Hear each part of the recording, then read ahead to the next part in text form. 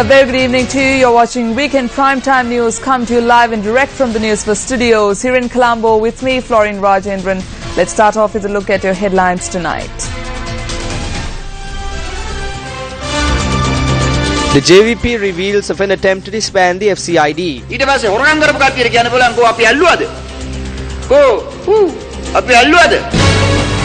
Sirasa TV and Newsfirst joins together to rebuild the tanks in the historic kingdom of Anuradhapura. Compensation to be provided on Tuesday for owners whose property was destroyed or damaged in the Salava fire. Signs of people of Mimure losing their homelands. Starting off with the local stories tonight, Colombo District Secretary Sunil Kannangare says providing compensation to the public that were affected by the explosions at the Salava Army camp in Kusgama will begin on Tuesday. A decision in this regard was reached following a discussion held today at the Sitavaga Divisional Secretariat's office. 654 buildings had been destroyed or damaged as a result of the incident that took place last Sunday. 76 valuation officers have been deployed to ascertain the value of the damaged or destroyed property. The district secretary added that the compensations will be made based on the estimates made by the valuation officers. While water supply to the area has been restored to around 90% of the affected area, 98% of the wells in the Salava area in Koskama have been cleaned. Commander Security Forces West Major General Sudantarana Singh stated that the reconstruction of damaged houses in the Ranaviru village will be done by the Sri Lanka Army. 12 operation centers have been set up by the Army to provide aid and relief to the people living in the area.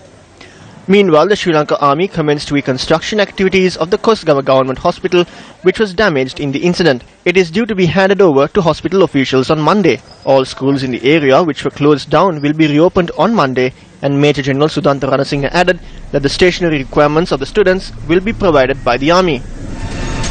The Executive Committee of the United People's Freedom Alliance convened last evening.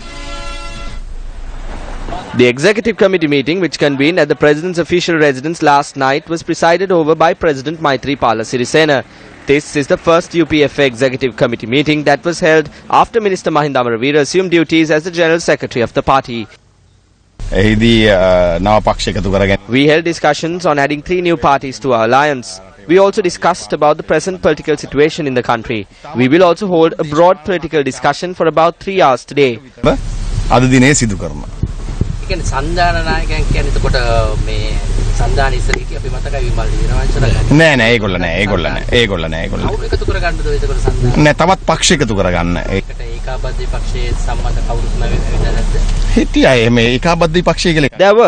is nothing called the joint opposition. There is only a placard with that name.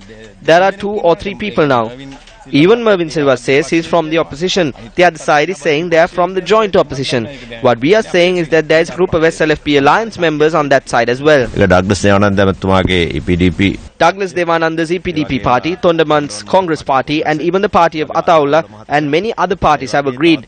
Today the Executive Committee decided to add those parties into our fold and make our alliance stronger. Mainly we discussed and decided that if these parties accept the vision and policies of the UPFA, to hold further discussions and to make them members of the alliance to a memorandum of understanding. The actions of the Governor of the Central Bank of Sri Lanka was at the centre of discussion today as well.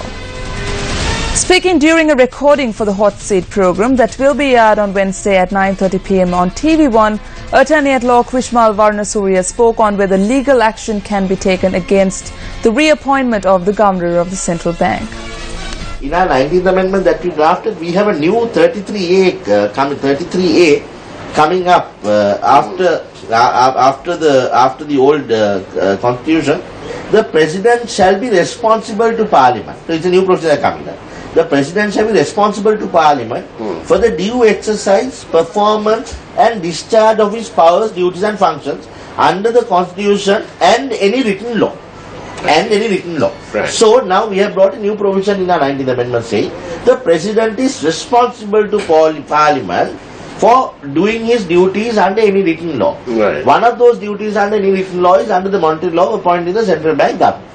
Now, if the President is not doing that duty in terms of the law, because he is responsible to Parliament, And now Parliament by COPE is checking up on the misconduct of the so-called appointee. Then in my opinion, he is violating this provision of the Constitution.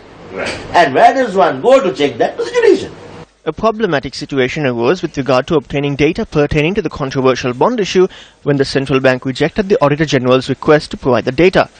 After the Auditor General informed the matter to the Committee on Public Enterprises or COPE, the Governor of the central bank was summoned before it last Wednesday.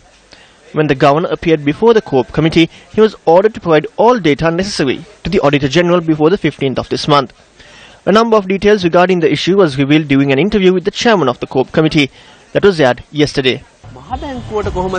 How can the central bank make such a bold statement and reject the request of the Auditor General? This is the same issue that we had. Never before has the central bank, its loans department or those in charge of financial transactions at the central bank given such a response. That is why we are saying that the central bank cannot shrink their responsibility. As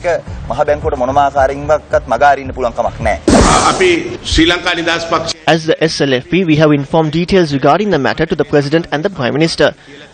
I think the President and the Prime Minister will take a correct decision. We will be able to see it.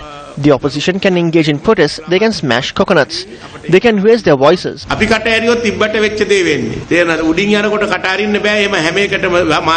cannot answer all questions posed by the media.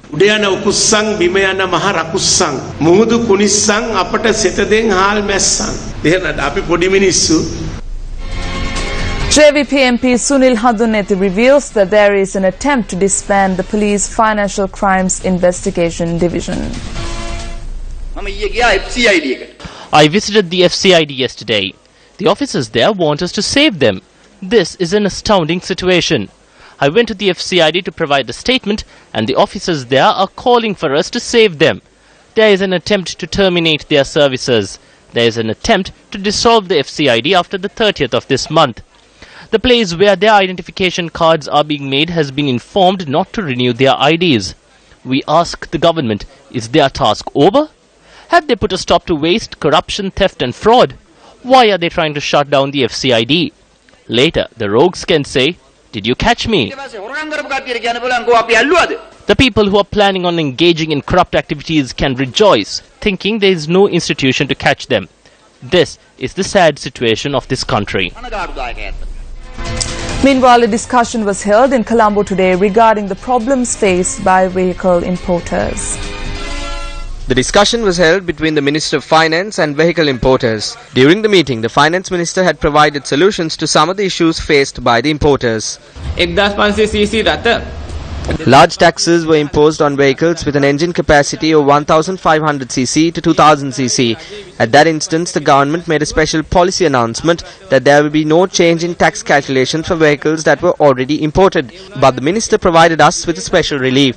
There's a levy that has to be paid to the government when re-importing vehicles. 10% of the due tax has to be paid for it. The minister stated that this levy will be removed. The minister made another statement for the consumers that the tax will not be reduced for 2 years. Subsequently, the minister addressed the media. You said that everyone will have the chance to obtain a vehicle through this government.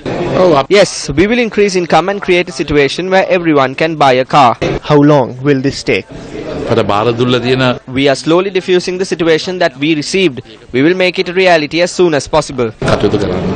Minister, people say that they don't have money to buy a bicycle, let alone a car. Those who say such things are in Japan today. Sri Lanka was known as the granary of the East. Our ancient kings built some of the most technologically advanced irrigation systems the world has ever known. Today, many of these ancient tanks are in state of disrepair and ruin. To mark its 18th anniversary, Sirasa TV decided to rebuild an ancient tank in the Ihalathammanava village in Medavachia.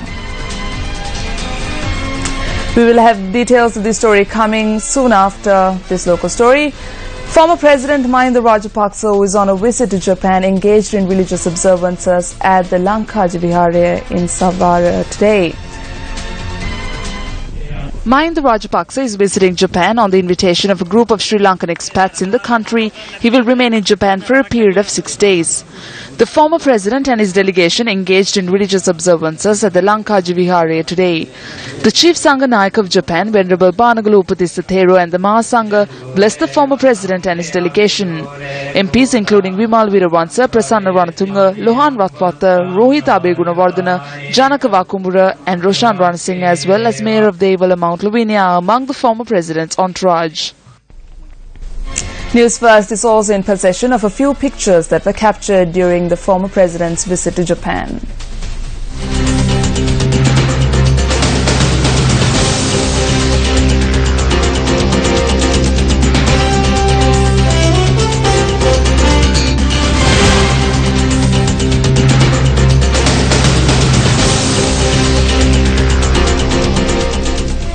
Still on local news, a new housing project under the 28th phase of the Samattasavana Udugammana program commenced in the Usvava area in Angunukula Palace. With the launch of the housing project, the village was renamed Sidkalugama. The event was held under the auspices of Minister of Housing and Construction, Sajith Premadasa. In addition, land deeds for 60 persons were distributed during the event.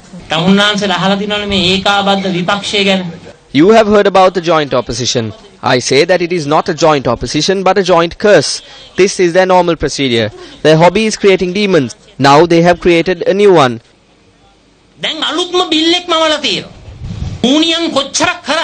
Despite the spells they cast, the public is aware of our journey.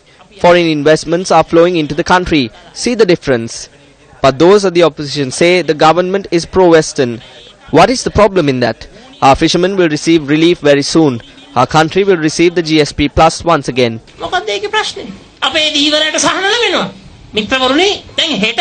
GSP plus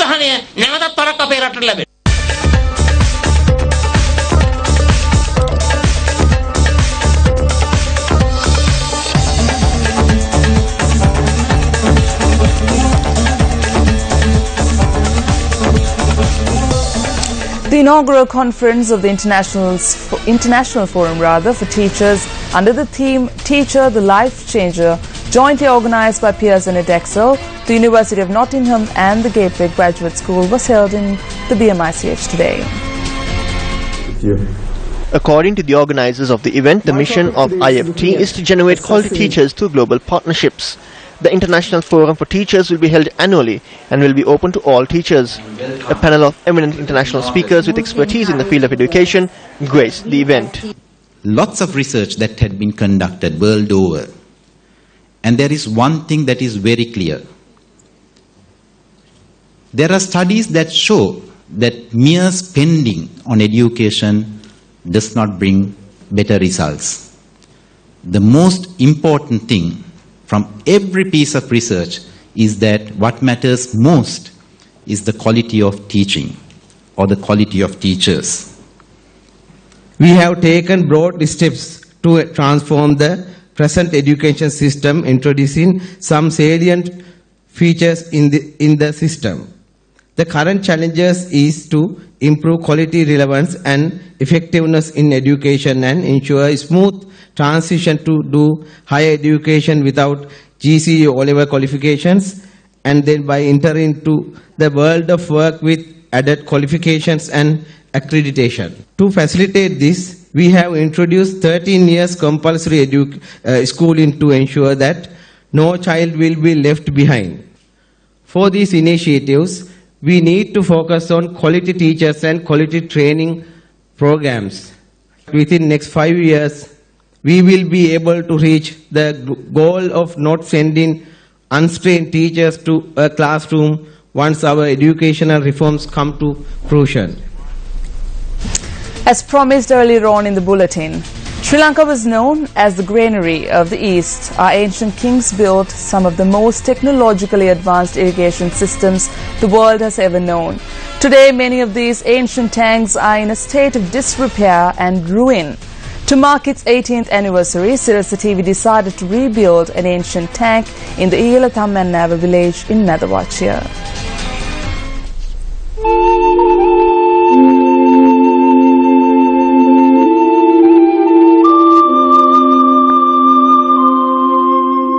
The Halamba River in Ihalatammannawa Methawatcha is a tank that nourished over 200 acres of paddy land.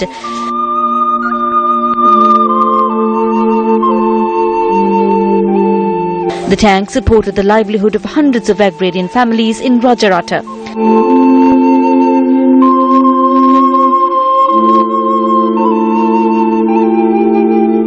However, due to neglect and mismanagement, the Halamba River, just like many others around the country, is now on the verge of total ruin.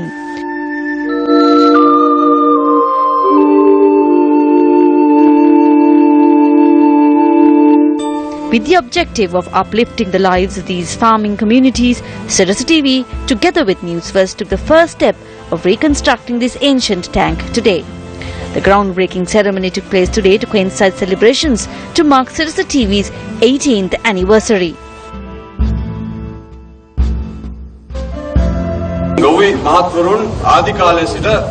The Sri Lankan culture was born out of an agrarian society nourished by our indigenous irrigation system. Led by our chairman, Mr. R. Rajamahendran, the Capital Maharaj organization understood the importance of re-establishing our excellence in irrigation to what it used to be. Large-scale water management projects is a part of our DNA. The Maharaj organization was involved in Victoria, Randanigala, Rantambe and Maduroyal projects, to name a few. We will carry this forward. ඔබට මතක ඇති අපේ Newsfirst කණ්ඩායම හැම ගමක් පාසාම. You must remember that our Newsfirst team visited every nook and cranny of this country during the Gum at the program. Through this, they tried to look into the grievances of the people. Through the revelations made during this program, we realized how badly the agrarian community has suffered. Is this what they expect? As a society, we have a responsibility. As a TV channel, we have a responsibility. And we also have a responsibility of being a pioneer for other media channels. The most important thing for Sirasa TV in its journey of 18 years has been the people.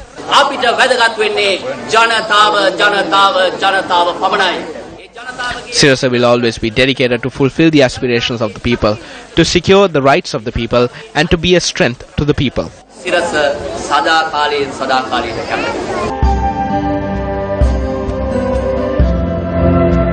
Newsfirst and Sirasa TV will bear all financial costs that will incur in the renovation of the tank, and all measures are being taken to invest the renovated tank in the public within 3 months.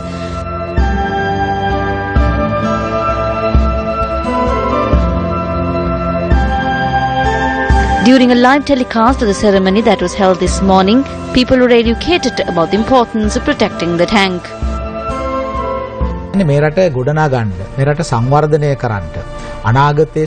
If we are to build this country, if we are to develop this country, and if we are to dream for a better future, we must first look into agriculture.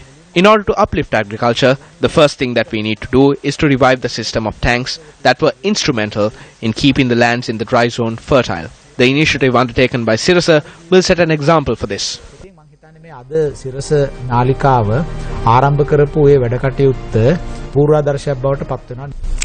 Meanwhile, a wild elephant was killed after it was electrocuted in the Savanapiti area in Velikanda. Wildlife officials said that an 8-foot pachyderm that roamed the Somavati Forest Reserve was killed in the incident. A resident of the Velikanda area was arrested in connection to the incident. He is to be produced before the Polonnaruwa magistrate today.